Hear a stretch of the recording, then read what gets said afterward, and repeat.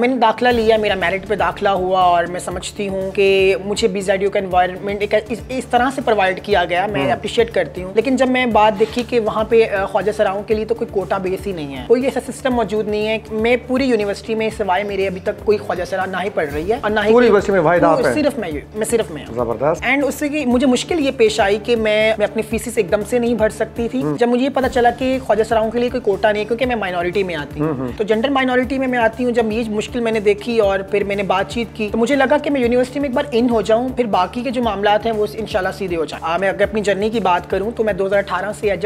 A digital creator मैंने काम कर दिया था ऑन डिजिटल प्लेटफॉर्म, जिसके थ्रू मैं अर्निंग करती थी कि मैं फेसबुक के थ्रू, यूट्यूब के थ्रू, स्पेशली यूट्यूब के थ्रू मैं किस तरह कर सकती थी, और मैं चैनल हैंडलर का काम करती थी। आज भी अगर मैं बात करूँ तो डेवलपमेंट सेक्टर, जिसे सोशल सेक्टर कहा जाता है, तो मैं वहाँ पे एज अ डिफरेंट ऑर्गेनाइजेशन के साथ सोशल मीडिया कोऑर्डिनेटर काम करती हूँ, जहाँ मैं डिफरेंट छोटे छोटे प्रोजेक्ट्स या बड़े प्रोजेक्ट्स का हिस्सा रहती हूँ, और ये मेरी अर्निंग का